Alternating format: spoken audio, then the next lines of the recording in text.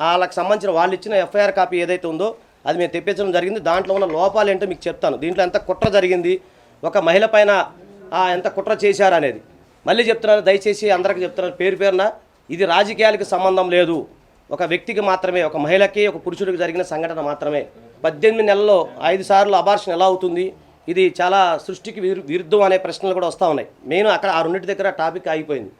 So దానికి నేను explanation ఇస్తాను. ఆయన ఆస్తుల వివరాలు మొత్తం 12 లక్షల రూపాయలు మాత్రమే. అతను ఎసెట్స్ మొత్తం 12 లక్షల రూపాయలు మాత్రమే. తర్వాత ఆయన అప్పులు పోను సుమారు 8,82,152 రూపాయలు ఆయన అప్పు. అంటే సరే 9 లక్షలు వేసుకున్నాం, అది పోను. ఆయన ఆస్తి కేవలం 3 లక్షల రూపాయలు మాత్రమే. దయచేసి గమనించండి, ఒక ఎమ్మెల్యే ఆస్తి నాకు తెలిసి అత్యధికంగా తక్కువ ఉన్న ఆస్తి ఈయనే కావచ్చు దేశంలో ఏంటి. సో 3 లక్షల రూపాయలు మాత్రమే. సో 3 లక్షల రూపాయల ఎమ్మెల్యే స్థాయి ఉన్నప్పుడు 25 కోట్ల రూపాయలు ఎలా అడుగుతారు అనేది ఇక్కడ క్రిస్టల్ క్లియర్గా కనబడతా ఉంది. మా కుటుంబానికి అంటే ఇది వాళ్ళ అమ్మగారు ఇచ్చారండి, వాళ్ళ అమ్మగారు ఇచ్చారు. మా కుటుంబానికి, రూపానంద రెడ్డి గారి కుటుంబానికి గత 20 సంవత్సరాలు ఉన్నాయి. మా మీద నమ్మకంతో రెడ్డి గారి దయతో దయచేసి గుర్తుపట్టుకోండి, రెడ్డి గారి దయతో ముక్కవారిపల్లి సర్పంచ్గా నిలబెట్టి వారి ప్రోత్సాహంతో గెలిపించి మేము ఎప్పుడు కనివిని ఎరుగని రాజకీయ భిక్ష పెట్టినాడు. అంటే ఇక్కడ మీకు ఏమర్థమవుతుంది, ఎమ్మెల్యే గారికి రాజకీయ భిక్ష దొరికింది. సో ఆయన ఎమ్మెల్యే కాదు అని అర్థమవుతుంది డైరెక్ట్గా. సార్ మీరు చదివిందే చూడండి. తర్వాత రాజకీయ భిక్ష పెడితేనే మేము బతుకుతాం అన్నట్టు ఆమె చెప్తా ఉంది. ఎమ్మెల్యే అయిన మా అబ్బాయి రెడ్డి గారితో పాటు విశ్వాసంగా ఉంటూ, చూడండి ఇక్కడ మీకు అర్థమవుతుంది, ఫెయిత్ఫుల్గా ఉంటున్నాడని చెప్పేసి ఆయన నిలబెట్టడం జరిగిందని చెప్పి వాళ్ళు ఇందులో ఒప్పుకుంటున్నారు. ఎప్పుడు చేసింది, ఏ టైంలో చేసింది, ఎక్కడ చేసింది, ఎవరిని చేసింది, ఆ విషయం ఇక్కడ స్పష్టంగా లేదు. అలాగే ఈమె ఇచ్చిన ఆడియోలో కూడా లేవు. తర్వాత నేను కొంత పోలీసు వారిని అడిగినప్పుడు వాళ్ళు ఏమన్నారంటే మాకు కొన్ని ఎవిడెన్స్లు దొరికినాయండి అని అంటా ఉన్నారు. మేము రెడీగా ఉన్నాం, ఆ ఎవిడెన్స్ ఏదైతే ఉందో దాన్ని 65B కింద మేము క్రాస్ చెక్ చేయమని చెప్తా ఉన్నాం. ఆ రిసీవ్డ్ ఎఫ్ఐఆర్ ఎప్పుడు తెలుసా అండి, నైట్ 11 గంటలకి. అంటే భారతదేశంలో ఒక మగవాడు ఒక మహిళ పైన కేసు పెడితే వెంటనే నమోదవుతుందండి ఎఫ్ఐఆర్.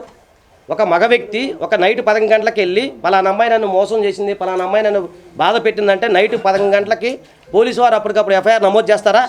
ఎక్కడన్నా ఉందా? 11 గంటలకు రిసీవ్డ్ అప్పుడే జరిగింది, ఎంట్రీ కూడా అప్పుడే జరిగింది, 11 గంటలకి ఎఫ్ఐఆర్ కూడా నమోదైంది. అండ్ ఇంకొకటి 25 కోట్లు అనేది నేను అడగలేదండి.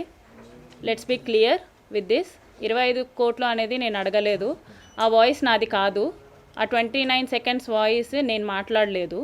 సో ఆ డివైస్ ఎవరితో మాట్లాడాను, ఏమని మాట్లాడాను అని ఫస్ట్ లాస్ట్ కాన్వర్జేషన్ మాకు ఇస్తే మేము దాన్ని డివైస్ చెక్ చేయిస్తాము. నేనైతే ఆ మాటలు మాట్లాడలేదు. 5 టైమ్స్ అబోషన్ అనేది అది మెడికల్ చెక్ జరుగుతుంది. ఎలాగో ఎఫ్ఐఆర్ ఫైల్ అయింది కాబట్టి నన్ను కూడా ఎంక్వైరీకి పిలుస్తారు. సో అది మెడికల్ చెక్ జరిగిన తర్వాత డాక్టర్సే కంక్లూడ్ చేస్తారు. యూపీఎస్సీది అది నాది కాదండి. నేను యూపీఎస్సీకి ప్రిపేర్ అవ్వడం నిజమే కానీ ఆ యూపీఎస్సీది నాది కాదు. జస్ట్ ఒక ఫోటో పెట్టేసి ఇది నేను పంపించాను అంటే కుదరదు.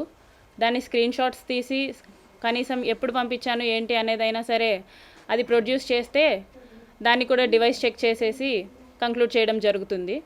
తను అసెంబ్లీకి వెళ్ళిన ప్రతిసారి నాకు వీడియో కాల్ చేసేవాడు. ఒక్క వీడియో కాదు రిలీజ్ అయింది, 3 వీడియోస్ రిలీజ్ అయ్యాయి.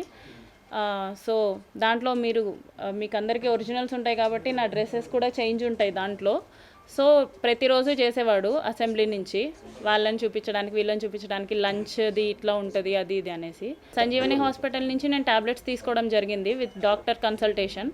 డాక్టర్ని కన్సల్ట్ అయ్యి స్కాన్ తీసిన తర్వాతనే నేను టాబ్లెట్స్ తీసుకోవడం జరిగింది సంజీవని హాస్పిటల్ నుంచి. ఆ రిపోర్ట్స్ కూడా నేను సబ్మిట్ చేశాను. నాకు హాస్పిటల్లో అబార్షన్ జరగలేదు. It's a very early thing, early stage of pregnancy అనమాట. సో అబార్షన్ కాదు, aborted. I got aborted through tablets. అతను ఒకనొక టైంలో 1 year తర్వాత నాకు తెలిసిన విషయం ఏంటంటే అతను నాతో మాత్రమే కాదు ఇంకొక 6 మంది అమ్మాయిలతో మాట్లాడుతున్నాడు. ఆ 6 మంది అమ్మాయిల్ని కలిసే ప్రాసెస్లో అతను చాలా ప్లేసెస్కి వెళ్ళాడు. అవన్నీ నాకు తెలియడం జరిగింది. అప్పుడే చెప్పాను ఎమ్మెల్యే గారికి, ఇది ఇలాగే వదిలేద్దామండి, మీరు కామ్ అయిపోండి, నేను కామ్ అయిపోతాను, ఇట్స్ నైట్ మేర్ లాగా వదిలేద్దాం అనేసి నేను చెప్పాను. కానీ అతను ఒప్పుకోలేదు. పెళ్ళి అన్నాడు, పెళ్ళి చేసుకుంటే వెల్ అండ్ గుడ్ అనుకున్నాను. సో నా సేఫ్ సైడ్కి నేను రేపు మోసం జరిగినా సరే ఏది జరిగినా సరే నాకు చెప్పుకోవడానికి ఉండాలి కాబట్టి నేను రికార్డ్ చేసుకున్నాను. ఈ పెళ్ళి అనే టాపిక్ శ్రీధర్ వాళ్ళ మమ్మీకి ముందే తెలుసా? తెలుసండి, అందరికీ తెలుసు. ముక్కా ఫ్యామిలీకి తెలుసు, అరవా ఫ్యామిలీకి తెలుసు. ఆల్ ఆఫ్ సడన్గా ఫోన్ స్విచ్ ఆఫ్ చేసేసి మాట్లాడకుండా మానేసింది అతను. దానికి రీజనే నేను అడుగుతున్నాను, అతనే చెప్పాలి. ఈ 6 monthsలో అతను చాలా చేశాడు. నేను 1 year తర్వాత ఆ అమ్మాయిల గురించి తెలిసినప్పుడు నేను విడిపోదాం అనుకున్నప్పుడు నా ఫ్యామిలీని ఇన్వాల్వ్ చేయలేదు అతను. సో నా ఫ్యామిలీ జోలికి కూడా రాలేదు. మా హస్బెండ్తో మాట్లాడడం ఎలాంటివి జరగలేదన్నమాట. సో ఆఫ్టర్ ఈ 6 మంత్స్లో మా బ్రదర్తో మాట్లాడడం, మా హస్బెండ్తో మాట్లాడడం, మా హస్బెండ్ వాళ్ళ అక్కతో మాట్లాడడం, ఇవన్నీ చేశాడు. So if at all he don't have any intention of marrying me. Entire ఇష్యూలో బుక్క రూపానంద రెడ్డి ఇన్వాల్వ్ అయ్యాడా? ఖచ్చితంగా ఇన్వాల్వ్ అయ్యారండి. అంటే ఆయన ఇన్వాల్వ్మెంట్ ఖచ్చితంగా ఉంది. నేను ఎవరితో కాంటాక్ట్లో లేను, అది నా ఫోన్ తీసుకున్నప్పుడు అందరికీ అర్థమవుతుంది. అతని గురించి ఎప్పుడైతే వేరే అమ్మాయిల విషయంలో బయట పడిందో అప్పటి నుంచే నేను రికార్డ్ చేసుకోవడం జరిగింది. అప్పటి నుంచే తను నా మీద ఎఫర్ట్స్ పెట్టడం జరిగింది. స్క్రీన్ రికార్డ్ చేసిన ప్రతిసారి శ్రీధర్కి చెప్పే చేశాను. ఇప్పుడు అసెంబ్లీ నుంచి వీడియో కాల్ చేసింది ఎవరండి? నేను కాదు. అంటే ఓకే, ఇప్పుడు ఒక వీడియోలో మరి తను కొంచెం న్యూడ్గా ఉండి అవి కూడా చూపిస్తున్నారు కదా, స్టిల్ మీరు ఆ వీడియో కాల్ ఎందుకు మాట్లాడారు? కట్ చేయొచ్చు కదా, రికార్డ్ చేస్తున్నది. అతను నేను కట్ చేస్తే నైట్ 11:30 ఆ టయానికి మా వాళ్ళకి చేస్తున్నాడండి. అతని ఫోన్లో ఏమున్నాయో నా ఫోన్లో కూడా సేమ్ ఉంటాయి.